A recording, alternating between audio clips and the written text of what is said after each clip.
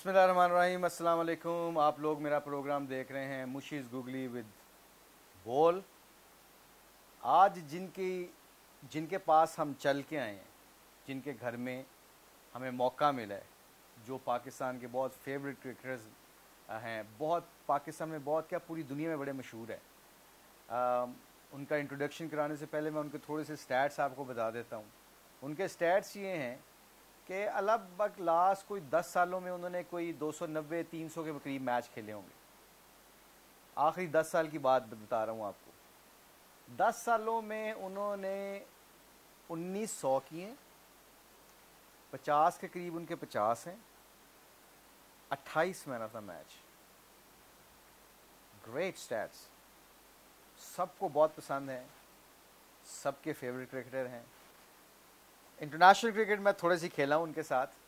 2003 की series south Africa के खिलाफ पाकिस्तान में वो खेला हूँ। जो मैंने उनके स्टैट्स बताए हैं जो 10 सालों में, वो 2010 से लेके 2019 तक, ऑब्वियसली 20वां शुरू हो गया, तो ये उनके स्टैट्स हैं। मुझे लगता है, मेरी राय है ये, और आप लोग भी बताएंगे ये और आप लोग एग्री करेंगे कि पाकिस्तान के कुछ क्रिकेटर्स ऐसे हैं जब वो परफॉर्मेंस करते हैं ना तो पाकिस्तान टीम जीतती है। इसीलिए इतने मैचों में 28 मैन ऑफ द मैच मिले, और ये बहुत बड़े स्टैट्स हैं। पाकिस्तान को 28 दफ़ा पाकिस्तान को इन्होंने जितवाया, और बाकी कितने मैचेस हैं जिनमें थोड़ी थोड़ी पार्टिसिपेट करके, जैसे रोनाल्डो की तरह, मेसी की तरह, कभी मैच 3 जिता दिए, फिर 2 में टीम को सेट करके दे दिया। सो ऐसे क्रिकेटर के साथ मैं बैठा हूँ जो पाकिस्तान का फ़ख्र है, पाकिस्तान की प्राइड है। ज़िंदगी का सफ़र उनका कहाँ से शुरू हुआ? चंदा से प्रोफेसर, आप सब समझ गए होंगे। एक ही है हफीज़ जो पूरी दुनिया में जाने जाते हैं। चंदा का मैं नाम इसलिए लिया है, ये एक प्यारा सा नाम है जो सरगोदा से चला है चंदा, और प्रोफेसर पूरी दुनिया में छा गया। आइए आपको इंट्रोडक्शन करवाते हैं Mohammad Hafeez. Hafeez, thank you so much for having us in your house. आपका बहुत शुक्रिया, आपने इनवाइट किया। I'm lucky I coach you. I was part of that team के जहाँ पे हम इकट्ठे खेलते रहे हैं और फिर कोचिंग भी की है। इनका एक वैसे दलेरी की एक बात बताऊँ, एक दफ़ा मैं, सईद अनवर, इंजमाम नेशनल बैंक से खेल रहे थे उस वक्त, तो मैं कप्तान था।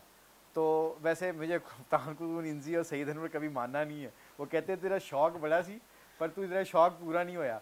बट एनी उस मैच में मैं कप्तान था, तो मैंने हफीज़ के साथ टॉस किया तो हफीज़ ना सरगोदा से खेल रहे थे, तो यंग था लड़का। मैंने कहा इसको बातों बूतों में लगाता हूँ, तो मैं बातों बूतों में लगाने लगा हफीज़ को, तो टॉस जीता हफीज़, तो ग्रीन टॉप विकेट थी। तो कहता है हम बैटिंग करेंगे मुशी भाई। मैंने कहा बैटिंग? मैं कहा अब तो हो गया, टॉस डिसीजन ले लिया इसने। मैंने कहा बैटिंग इतनी ग्रीन पिच के ऊपर आपके ओपनर्स को तकलीफ़ नहीं होगी? तो आगे से कहता है मुशी भाई मैं ही ओपनर हूँ, मैं सेट करना चाहता हूँ एग्जाम्पल अपनी टीम के लिए कि अगर मैच जीतना है तो फिर मुश्किल कंडीशन को ज़्यादा हैंडल करके अगर हम स्कोर कर देंगे, चौथी इनिंग्स इस पिच के ऊपर बहुत मुश्किल होगी आपकी। ये है Mohammad Hafeez. Hafeez, thank you once again. मुझे बहुत बहुत शुक्रिया, आपने इतने प्यारे लफ्ज़ों में मुझे याद रखा और इतनी पुरानी हमारी यादें जो ऑब्वियसली ज़िंदगी का हिस्सा हैं वो आपने शेयर की, और मेरे लिए ऑनर कि आपके प्रोग्राम में मुझे मौका मिल रहा है कि मैं आपके साथ प्रोग्राम शेयर कर रहा हूँ। सो बहुत बहुत शुक्रिया। Thank you fees. लोग सुनना चाहते हैं, लोग आपको बहुत फॉलो करते हैं। मैं आपके ट्विटर भी देखता हूँ, आपकी वीडियोस भी देखता हूँ, लोग आपको फॉलो करते हैं, आपकी बात की कदर करते हैं। मुझे ये बताइए कि ये चंदा से हफीज़, सरगोदा से लाहौर, फिर पूरी दुनिया की लीगों में आप खेलते हैं, वो चंदा के बारे में पहले बताएं। मुशी भाई, ऑब्वियसली माँ बाप ने नाम दिया चंदा बड़े प्यार से, पूरी फैमिली मुझे अब भी चंदा कहती है। मेरे क्लोज जो रिलेटिव्स, मेरे क्लोज जो फैमिली मेम्बर्स हैं वो मुझे चंदा, घर के अंदर चंदा ही कहते हैं। माशाल्लाह, वेरी गुड। तो बड़ी मोहब्बत इस नाम के साथ, और फिर वहाँ से सफ़र शुरू किया, जिसको कहते हैं कि कश्तियाँ जला के आगे जाना, वो था मेरे लिए। क्योंकि मैं पढ़ रहा था, FSC के बाद मैं इंजीनियरिंग करना चाहता था। तो वालदैन, मैं कुछ चाहता था कि मैं कुछ ऐसा करूं जो जिससे मेरे वालदैन की इज़्ज़त बने, जिससे मेरे वालदैन को मैं सहारा बन सकूं। गरीब फैमिली से, और जिसको आप गरीब कह सकते हैं वो फैमिली। अच्छा। कि मेरे पास प्रैक्टिस करने के 10 रुपये भी नहीं होते थे, और उसके लिए भी मुझे अम्मी से रिक्वेस्ट करनी पड़ती थी, और अम्मी मुझे, माँ की मोहब्बत का कोई आप मिसाल नहीं दे सकते। तो मुझे ये, मैं सोच सकता हूँ कि वो कितनी मुश्किल से मुझे वो 10 रुपये भी देती होंगी कि मैं जाऊँ रोज़ाना जाके प्रैक्टिस करूँ। तो गुर्बत स्टार्ट था, और मैं चाहता था कि वालिदैन के का सहारा बन सकूँ और उनके लिए इज़्ज़त का सबब बन सकूँ। तो फिर सरगोदा से सफ़र शुरू हुआ। प्रेशर इसलिए था कि मैंने ज़िंदगी में, मैं सिर्फ पढ़ रहा था और पढ़ सकता था, अच्छा पढ़ रहा था। तो मैं बड़े एक ऑप्शन को छोड़ के मैं एक ऐसी ऑप्शन की तरफ आया था जो ब्लाइंड ऑप्शन है। आपको पता है कि जब आप क्रिकेट में आते हैं तो यू आर नॉट श्योर कि आप इसको हाईएस्ट लेवल पे जा सकेंगे या नहीं, लेकिन अल्लाह ताला ने खुद ब खुद दिमाग में डाला, खुद ब खुद जिस्म ने उसको एक्सेप्ट किया। तमाम तर जो प्रेशर मैंने अपने बॉडी के ऊपर डाला एक बेहतर स्पोर्ट्समैन बनने के लिए जो रिक्वायरमेंट थी, तो वो चलता गया सफ़र। क्लब लेवल क्रिकेट मैंने 19 years, I was 19 years when I started my club cricket first time. 19 साल की उम्र क्लब क्रिकेट? जी। उससे पहले मैंने कभी कोई क्रिकेट नहीं? No, never played. सिर्फ गली मोहल्ले में जो हम सब लोग खेलते हैं, but never played any legitimate cricket जिसको आप क्लब क्रिकेट कह सकते हैं। मतलब 99% हफीज जितने भी क्रिकेटर्स पाकिस्तान को सर्व किया है, जो क्रिकेटर फर्स्ट क्लास बनते हैं, वो इनिशियल स्टेज पे स्टार्ट 10 साल से शुरू हो जाते हैं। वो 10 साल से धक्के पड़ने। मैं 19 साल का था जब मैंने फर्स्ट टाइम हार्डबॉल क्रिकेट खेली। और अच्छा, ये अजीब सी, ये पहले कभी किसी को नहीं पता इस बात। वो मेरा एक ऐसा था लाइफ का पीरियड के जिसमें मैं पढ़ भी रहा था, और साथ में मैंने जब क्रिकेट खेलना शुरू किया तो मेरा ध्यान इसकी तरफ चला गया कि मैंने क्रिकेट की तरफ अब मेहनत करनी है। मुश्किल ये था कि वालिदैन मुझे पढ़ा लिखा एक बेहतर कामयाब इंसान देखना चाहते थे, और मेरी अपनी ये ख्वाहिश थी कि मैं वो कुछ करूं जिससे मेरे वालिदैन की इज़्ज़त बने, उनकी इज़्ज़त का सबब बनूं, और उनका सहारा बनना चाहता था ऑब्वियसली। तो फिर वो सेक्रीफाइस करना मेरी तालीम का, वो मेरा सबसे बड़ा हथियार बना, मेरी सबसे बड़ी हिम्मत बनी कि अब मैं ज़िंदगी में कुछ और नहीं कर सकता। अच्छा। मैंने सिर्फ क्रिकेटर ही बनना है, और टॉप लेवल का क्रिकेटर बनना है। तो फिर सरगोदा जैसे छोटे शहर में जहाँ पे क्रिकेट की फैसिलिटीज़ नहीं थी, और जैसे अभी आपने इंट्रो में बात की कि वो जो बॉडी लैंग्वेज और वो जो विजन था, वो सरगोदा के प्लेयर्स में मिसिंग था। वो खेलते तो ज़रूर थे फर्स्ट क्लास क्रिकेट, लेकिन उनकी सोच इंग्लैंड की लीग खेलने तक की रह जाती थी कि हम किसी तरीके से इस काबिल हो जाएं कि हम इंग्लैंड में जाके लीग क्रिकेट खेल लें। बट वहाँ पे ये विजन नहीं था कि वहाँ से कोई प्लेयर निकल के एक छोटे इलाके से कोई पाकिस्तान लेवल की रिप्रेजेंटेशन वो कर सकता। अल्लाह ने मेरे दिमाग में डाला, मेहनत शुरू की, अपने जिस्म पे लोड डाला, माँ बाप की दुआएं थी, और ख़ुद ब खुद रास्ते अल्लाह ताला ने मेरे लिए आसान कर दिए। और तकरीबन 99 में जब मैंने फ़र्स्ट टाइम मैंने हार्डबॉल क्रिकेट शुरू की, और 4 साल के सफ़र में 2003 में पाकिस्तान की फर्स्ट क्लास क्रिकेट खेलने के साथ, और वो रेप्यूटेशन। अच्छा, 4 सालों में you played for Pakistan and never played within 4 years? Within 4 years I never played any under 19 cricket, never played any A cricket, never played any side match for Pakistan. I played straight for Pakistan after that period. जो जिसमें आपने भी एक match जो आप जो मुझे बता रहे हैं, वो मैं उस वक्त टीम का कप्तान था सरगोदा का, और इसी तरह की रेपुटेशन कैरी की। जैसे अभी आपने बात की, आई एम श्योर कि आपको उस वक्त, क्योंकि आप माशाल्लाह एक बेहतरीन प्लेयर थे, पाकिस्तान को सर्व कर रहे थे, तो जैसे आपने ये बात की, ऐसे मेरे और भी बहुत से साथी हैं जिन्होंने अब मुझे मिलते हैं तो वो कहते हैं कि हमने आपको, आपकी बॉडी लैंग्वेज से हम आपके फ़ैन हुए हैं, not because of my skills, लेकिन मेरी बॉडी लैंग्वेज, मेरी फील्ड के अंदर जो मेहनत जो मैं करता था। तो मेरा ख्याल है कि मैं इसमें और चीज़ बताता हूँ कि उस मैच में मैं 0 पे भी आउट हो गया था। मुझे याद है, मुझे 100%। मैंने आपको एक बात बताऊँ, वैसे मैं हफीज़ की वो बात बताऊँ, 2 ओवर खेला था, 2 या 3 ओवर, और 2 ओवर इसने छोड़े थे। आप हमारी बॉलिंग तगड़ी थी उस वक्त, समी था, मेरा ख्याल शबीर था, और अगर आपको याद हो तो 2 दिन पहले बारिश हुई थी, तीसरे दिन टी के टाइम जाके ये मैच शुरू हुआ, और ये फैसिलिटीज़ बिल्कुल नहीं थी। एज हफीज़ सेड कि सरगोदा के ग्राउंड में बिल्कुल फैसिलिटीज़ नहीं थे। असी समझा प्रोफेशनल साइड थी, हम पाकिस्तान से खेल रहे थे, हमने कहा गीली पिच तक की बच्चे ने काम किया। 2 ओवर जब इसने छोड़े ना हफीज़ ने, तो मैं और सईद अनवर साहब और हम दूसरे, तो इंजी नहीं थे, सॉरी सईद अनवर थे, तो इंजी कप्तान थे। तो मैं इंजी को फ़ोन किया, मैंने कहा इंजी यार तेन बंदा एक प्लेयर लब गई पाकिस्तान में। कहता कैसा है? मैं कहता क्या? मैंने कहा हमारे खिलाफ मैच खेला है। कहता है कि कितना स्कोर किया है? मैं कहा 0। तो वो इंजी कहता 0 करके तो पाकिस्तान प्लेयर। मैं कहा यार इंजी तो उसका टेम्परामेंट, कप्तान था, टॉस जीत के गिली पिच पे उसने खुद किया, ओपनर था, ऊपर से जाके जितना बॉल के ऊपर जाके छोड़ रहा था, जो हमारी क्रिकेट लैंग्वेज में है कि जरा चढ़ के गेंद नू छड़े ना तो अगला बॉलर अगली टीम को पता लग जाता कोई बंदा खेल रहा है, उसका इंटेंट उसकी बॉडी लैंग्वेज। तो हफीज़ ये किस्सा मुझे आज भी याद है। तो बस वो इसी तरह की सारी रेपुटेशन मेरी परफॉर्मेंस थी 4 साल की, उसने मुझे पाकिस्तान टीम का जो एक ख्वाब था मेरा वो मुझे अचीव करने का अल्लाह ताला ने मौका दिया। उसमें मैं सरगोदा से लाहौर आया अपनी बेहतर ग्रूमिंग के लिए एज ए क्रिकेटर। फिर उसके साथ मैं इंग्लैंड गया, वहाँ जाके लीग क्रिकेट जब मैंने खेली तो उसमें मुझे बहुत प्रोफेशनलिज्म समझ में आया कि आपने अकेले कैसे मैच जितवाना है, आपने मैन ऑफ द मैच कैसे बनना है, कैसे खुद ही आपने 100 रन भी करने हैं या 150 भी करना है, और मैच विन कैसे करना है। क्योंकि वहाँ पे लीग में समटाइम ऐसे होता है कि ये यहाँ के क्लब मैचेस में मुझे याद है कि अगर मैं 150 करके भी आउट हो गया था तो जो हमारे हर एक क्लब में ना कोई एक ऐसा मोहब्बत वाला वॉलंटियर मौजूद होता है जो हमारी कामयाबियों में खुश नहीं होता, और ये हमारे प्लेयर बनने में उनका बहुत बड़ा हाथ है कि मैंने 100 की आउट हो गया तो वो नाराज हो गए कि यार तुमने 150 क्यों नहीं किया, तो मैंने 150 करना तो उन्होंने कहना यार तूने 200 क्यों नहीं किया, मैंने 200 करना कहना यार तू नॉट आउट क्यों नहीं आया। तो इस तरह के वॉलंटियर मैं समझता हूँ कि आजकल कम है, लेकिन हम वी आर ब्लेस्ड कि हमें हमारे इनिशियल स्टेज पे वो वॉलंटियर मोहब्बत वाले लोग हमें मिले, लाहौर में भी सरगोदा में भी। तो मेरी ग्रूमिंग क्लब लेवल से मैच विनिंग माइंडसेट की मेरे क्लब्स ने की, सरगोदा में भी लाहौर में भी। सरगोदा में फैसल क्लब और लाहौर में अपोलो क्लब। मलिक सरवर साहब यहाँ से और सुहेल अमजद साहब सरगोदा से, ये मेरे मौसन हैं जिन्होंने मुझे क्रिकेट की और मैच विनर बनने की मुझे मेरे अंदर जो है वो सलाहियत पैदा की। तो वहाँ से सफ़र शुरू किया और आज अल्लाह की रहमतों से वो जो चंदा था वो प्रोफेसर कब बन गया ये मुझे पता नहीं लगा।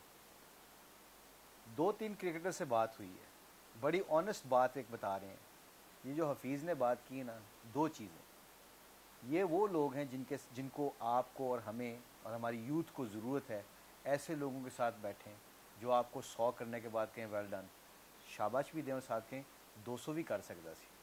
आई थिंक ये जो हफीज़ बात कर रहे हैं, ऐसे उस्ताद, ऐसे कोच, ऐसे टीचर्स, ऐसे हर फील्ड में लोगों की ज़रूरत है, यकीन माने। हफीज़ क्या वो फाइनेंशियली भी सपोर्ट करते थे? क्योंकि मैं खुद भी गरीब हम्बल बैकग्राउंड से है, मैं बहुत गरीब था, मेरे पास तो पैसे भी नहीं होते थे। आपकी सिचुएशन में भी जैसे आप कहते हैं, इसलिए नाजरीन ये घबराने की बात नहीं है। मुशी भाई, लाहौर की इन सड़कों पे जहाँ पे अल्लाह की रहमतों से आज मैं अपनी पसंद की गाड़ी में जा रहा हूँ, यहाँ पे कई किलोमीटर कई इलाके मैं बैग उठा के पैदल चला, क्योंकि मेरे पास कुछ नहीं था। मैं I was not been able to buy a motor bike even. तो मेरे पास क्रिकेट खेलने के लिए मैं आपको बताया कि बड़ी मुश्किल से मैंने शुरू की। हम सब लोग इसी तरीके से आए हुए हैं, बहुत हम्बल बैकग्राउंड से हम लोग आए हैं, और शायद वो हमारा सबसे बड़ा हेल्पिंग हैंड था कि हमें पता था कि हमारे पास और कुछ नहीं है। We need to work hard, we need to work hard in the field to get the best positive results. तो मेरे लिए तो ये ताकत बनी, मेरी गुर्बत मेरी ताकत बनी, और मुझे पता था कि मेरे पास कोई ऑप्शन नहीं है। वाह वाह वाह वाह। और खुद ब खुद मेहनत करना मुझे आसान लगना शुरू हो गया। लोग जो थोड़े से प्रेशर्स के बाद छोड़ गए, मैंने उन प्रेशर से दोबारा वापस आया, गिरा भी और तकलीफ भी बहुत हुई गिरने के बाद, लेकिन फिर उठा क्योंकि कोई दूसरी ऑप्शन नहीं थी। एक ही ऑप्शन थी कि मैंने मेहनत करनी है और मैंने हासिल करना है वो सब कुछ। तो खुद ब खुद गिर के उठ के गिर के उठ के इस सफ़र के ऊपर चलो। परवाज़ है दोनों की इसी एक फ़िज़ा में। ये हफीज़ की बात सुन के इलामा इकबाल का मुझे शेर याद आ गया। ये मेक श्योर कीजिएगा कि इलामा इकबाल पक्की। वैसे आजकल हफीज़ सही कह रहे हैं कि आजकल मटीरियल दूसरा भी आ रहा है और हमारे जैसे रट्टेबाज भी ऐसा काम कर देते हैं, मगर ये जो हफीज़ कह रहे हैं ना, उठा गिरा, परवाज़ है दोनों की इसी एक फ़िज़ा में, किर्गिज़ का जहाँ और है, शहीं का जहाँ और। मेरे दोस्तों, गिरना सीख के जिसको चलना आ जाता है ना, वही हफीज़ बनते हैं, वही पाकिस्तान के सुपरस्टार बनते हैं। ये सारा पैगाम है। हफीज़, आप ये बताएं कि इस मौके के ऊपर प्रेशर मुझ पे भी पड़े, आपके पे भी पड़े, लोग आपको दबाते भी हैं, फाइनेंशियल आपके पास सपोर्ट भी कोई नहीं है, पैदल भी चल रहे हो 20 किलोमीटर, 15 किलोमीटर, लोग आपको डिस्कार्ड करते हैं, लोग आपको लिफ्ट भी नहीं करा रहे।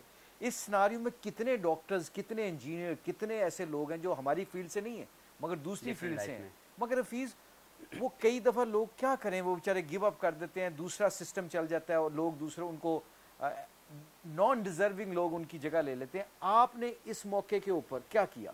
मुशी भाई, लाइफ इतनी खूबसूरत एक पैकेज है जिसमें एक्सपीरियंस आपको मिलता है। तो मेरे भी इनिशियल स्टेज की लाइफ के अंदर जो मैंने 2000 को बहुत मेहनत की, लेकिन 2003 से 2007 तक का जो मेरा क्रिकेटिंग कैरियर है उसमें सबसे बड़ा मसला मैं खुद था अपनी ज़ात के लिए कि मैं अपनी गलतियां खुद नहीं मानता था। अच्छा। तो मैं सॉफ्ट कॉर्नर्स ढूंढता था, मैं अपने फेलियर्स को दूसरों पे डाल देता था कि मैं फेल नहीं हुआ, मैं कप्तान की वजह से फेल हुआ। अच्छा। मुझे मेरे कोच ने सही प्रिपरेशन नहीं करवाई, मुझे गलत आउट दे दिया गया, पिच ऐसा था, मुझे अच्छा बॉल पड़ गया, you know all these soft corners जो हमारी लाइफ में मौजूद हैं। मैं क्रिकेटर हूँ तो क्रिकेट की टर्म्स में बातें कर रहा हूँ, I hope you understand that. ना बिल्कुल। और हमारी दूसरी जितनी भी जिंदगी की फील्ड्स हैं, वो कोई भी प्रोफेशनल है, जब वो हाईएस्ट लेवल पे पहुंचते हैं तो हज़ारों किस्म की मुश्किलात उनके सामने आते हैं जिनको वो हैंडल करते हैं, जिनको वो ओवरकम करते हैं, जिनके ऊपर वो काम करते हैं, सेल्फ एनालिसिस करते हैं और फिर वो बेहतर प्लान करते हैं अपने कामयाबियों के सफर को। और जो छोड़ जाते हैं, जिनमें दम खम नहीं होता, अगर आप में दिल बड़ा नहीं है और आप में प्रेशर सस्टेन करने का, बर्दाश्त करने का मादा ही नहीं है, तो डोंट थिंक कि आपके साथ कुछ ज्यादती हुई। ज्यादतियां करने बातें जो मैंने अक्सर लोगों के मुंह से सुनता हूँ, जी मेरे साथ ज्यादती हो गई, ये हो गया, वो हो गया, वो सब लोग नाकाम लोग अपनी नाकामियां दूसरों पे डालने वाले हैं। मैंने 2003 से 2007 का पीरियड ऐसे गुजारा। आज मैं यहाँ पे पहुंच के आपको बता रहा हूँ कि उस वक्त I was wrong, it was not anyone else. It's a very kind of you कि you been very honest actually. It's a very good thing because जो लोग सुन रहे हैं ना फीस, कई दफ़ा ये सही बात है कि हम अपने माँ बाप को, हम अपने टीचर्स को, हम अपने क्लब में जाके लोगों को कह देते हैं, अपनी यूनिवर्सिटीज़ में जाके कह देते हैं कि मेरे साथ ज्यादती हो रही, मेरे साथ ज्यादती हो रही। सब गलत है, कुछ भी नहीं, कभी भी ज्यादती नहीं होगी। अच्छा मेहनती कामयाब इंसान वो कभी पीछे नहीं रह सकता अगर वो पॉजिटिव है, अगर चाहे उनको जितना मर्जी कोई हडल जो मर्जी कर ले। मैं अपनी मिसाल आप हूँ, मेरे साथ बहुत सी मुश्किलात आई, लोगों ने मुझे कभी पसंद नहीं किया। मैं सरगोदा से खेलता था तो सरगोदा के लोगों को लगता था कि मैं लाहौर से हूँ, because by birth I am from Lahore, तो they never consider me as a Sargodha boy. Sargodha boy I wasn't there. लेकिन खुद ब खुद आज मेरी कामयाबियों को वो ऑन करते हैं। तो अगर मैं इनिशियल स्टेज पे, हमने अक्सर सुना होगा, आपने सुना होगा कि जी मेरे साथ वो उस बंदे के साथ ज्यादती हुई तो उसने बल्ला तोड़ दिया, उसने बैग जला दिया। बिल्कुल ठीक। इसका मतलब उसमें तप्पड़ ही नहीं था। अच्छा ठीक है, वेरी गुड। तो अगर आपके अंदर उस मुश्किल वक्त को गुजारने का हौसला नहीं है, अगर आप गिर के उठ नहीं सकते, तो डोंट थिंक कि आप बहुत कोई टीपू सुल्तान थे और समहाउ आपको मौका नहीं मिला। इट मीन्स कि आपके अंदर बर्दाश्त का मादा होना चाहिए। मैंने ये सीखा कि अगर आप बर्दाश्त नहीं कर सकते और अगर आप प्रेशर्स को सस्टेन नहीं कर सकते, आपके अंदर रिजिलियंस नहीं है, तो आप इस लेवल पे नहीं पहुंच सकते। तो मेरा 2003 और 2007 के अंदर मैं भी मुआशरे में बाकी लोगों की तरह, मैं भी एक उन्हीं मुआशरे में डेवलप हुआ लड़का था जिसने अपने फेलियर्स को दूसरों पे डाला।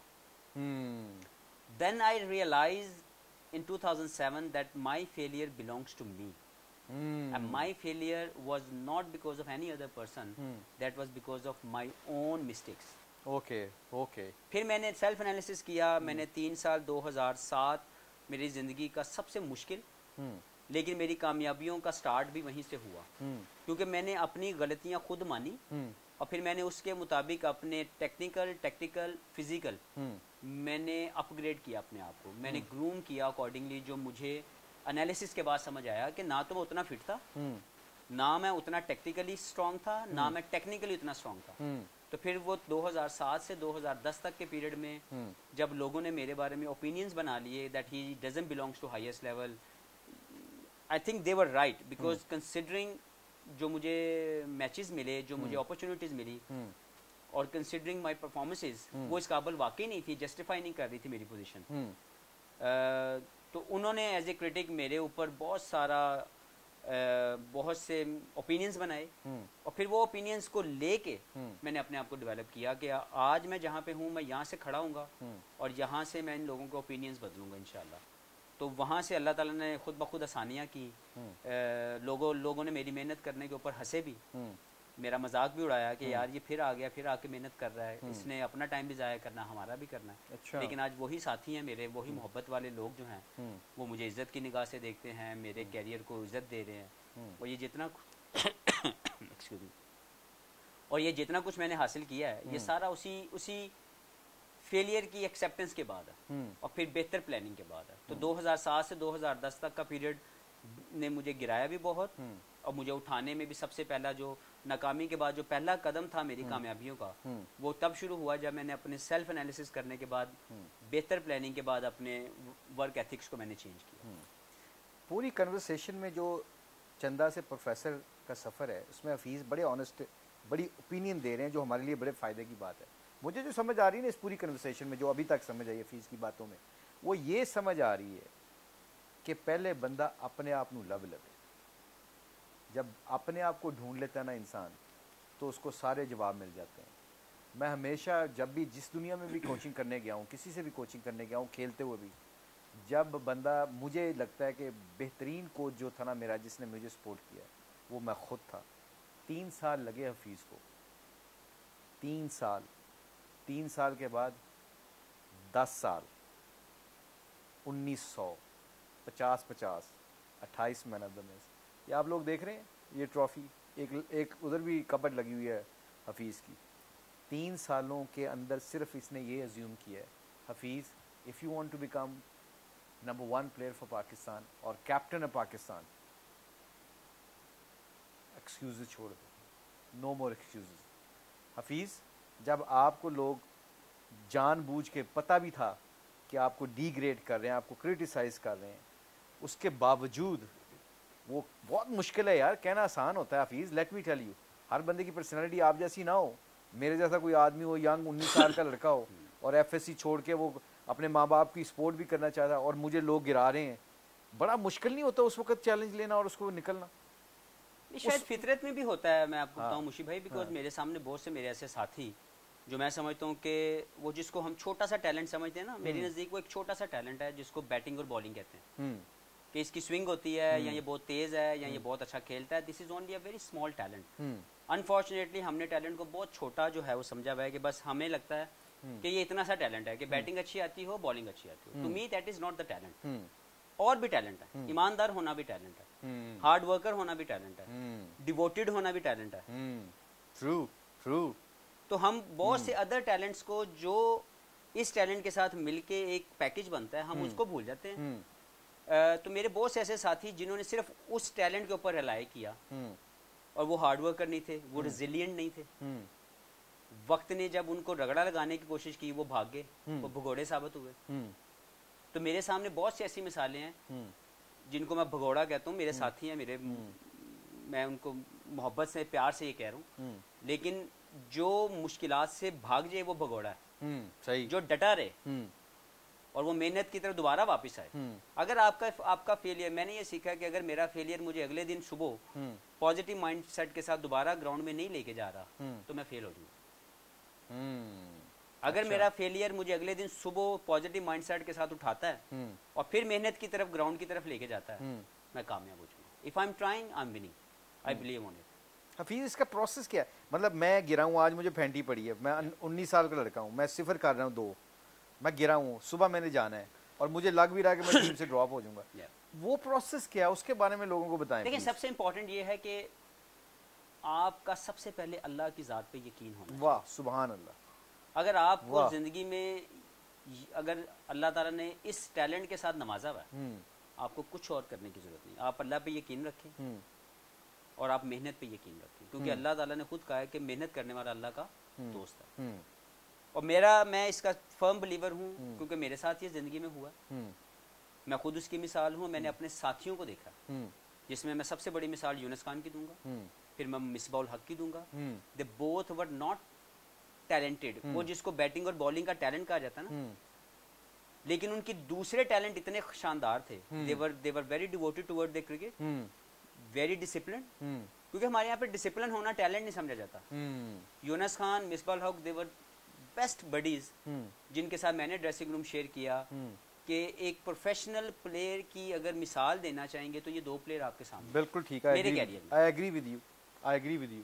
हार्ड वर्कर, और इन्हीं से मैंने भी सीखा। मुझे भी हार्ड वर्क करने का शौक पैदा हुआ कि यार अगर यूनुस खान कर सकता है, अगर अपने वो लिमिटेड टैलेंट जिसको बैटिंग कहा या वो जो बैटिंग और बॉलिंग का टैलेंट जिसको हम समझते हैं उसको मैक्सिमाइज करके पाकिस्तान के 10,000 रन कर सकता है, तो उसमें वजह क्या है?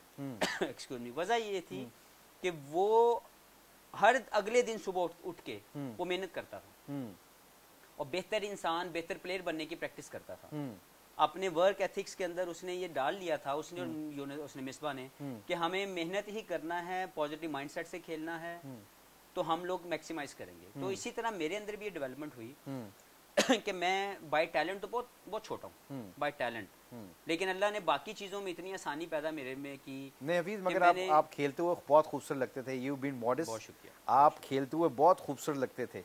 ये नहीं मैं कह रहा, आपके मुंह पे नहीं कह रहा, लोग कहते हैं, जो मेरे कोलीग्स हैं, जो हमारे बाहर के दुनिया के प्लेयरों के जब भी दूसरे प्लेयरों के साथ बैठते, हमारे खिलाफ भी बड़ी प्लानिंग की। हाँ एग्जैक्टली, जब मुझसे वो पूछते ना मीटिंग में कि हफीज को कहाँ पे बॉलिंग करानी, कहाँ पे, तो अक्सर उनके पॉइंट ऑफ व्यू ये कि अगर ये सेट हो जाए, यार ये बड़ी नेचुरल शॉटें मारता है। इफ यू रिमेंबर, शारजा में आपने 150 के करीब रन किया था इंग्लैंड की, मुझे आज भी वो इनिंग्स याद है।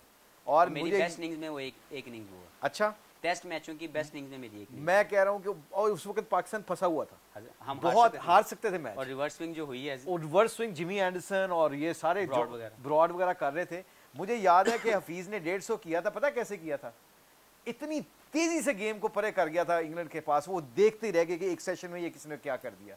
तो हफीज बिन मॉडेस्ट ये सही कह रहे हैं कि यूनस, इनके साथ मैंने कोचिंग की है, इनके साथ मैंने ड्रेसिंग रूम शेयर किया है। हफीज, यूनस, मिसबा, शुएब मलिक, इनकी dedication words to his profession ना, अनबिलीवेबल, अनरियल। इस दौर में मेरा ख्याल है इनसे अच्छी एग्जाम्पल इन 4 लड़कों से, 4-5 लड़के जो मेरे नज़र में हैं, इनके साथ मैं खेला हूँ, देखा हूँ। Outstanding guys, outstanding. मतलब आपको कुछ ज़्यादा चक्करों में पड़ने की ज़रूरत ही नहीं है। इनकी डेडिकेशन के आखिरी एग्जाम्पल दे के फिर हफीज़ की तरफ आता हूँ। श्रीलंका में ह्यूमिडिटी बहुत तेज़ होती है, गर्मी बड़ी शदीद, रमज़ान का महीना, यासर, यूनस और हफीज़ अब पूरी ट्रेनिंग करते थे, ये रोज़ा रख के खेलते थे प्रैक्टिस। मैंने कभी उस वक्त नहीं पूछा, एज अ कोच मैंने नहीं पूछा उस वक्त, मैं आज हफीज़ से पूछता हूँ, हफीज़ ये एक्चुअली मुझे ये लगता है कि ये सारी गेम, जैसे आपने कहा है कि लोगों मिस करते हैं, आपकी एक फ्रेज़ है, आपका फ्रेज़ यूज़ करूँ कि आपके पास एक कागज़ है, आप कहते हैं आज मैंने ये भी टिक किया, ये भी टिक किया, बॉक्स टिक करते हैं आप। ये रोज़े रख के ट्रेनिंग करना और एक बीइंग अच्छा फेथफुल मुसलमान होने के साथ साथ एक अच्छा प्रोफेशनल क्रिकेटर बनाना, ये क्या, ये माइंडसेट है, ये क्या है? मैंने पहले आपको बात की कि अल्लाह की ज़ात पे यकीन होना ना आपकी बहुत बड़ा टैलेंट है, और अल्लाह ताला सबको नवाजे। आमीन। मुझे अल्लाह ने नवाजा है कि मैं अल्लाह पे यकीन रखता हूँ, अपनी मेहनत पे यकीन रखता हूँ, और ये भी उसी की एक कड़ी है।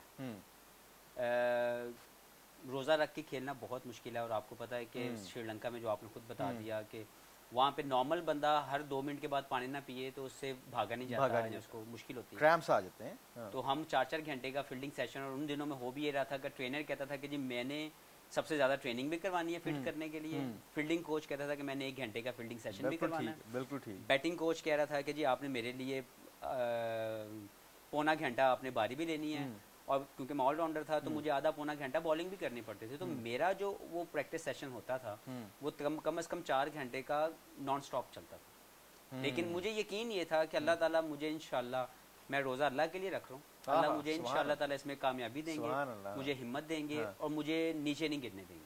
सुभान अल्लाह। तो खुद ब खुद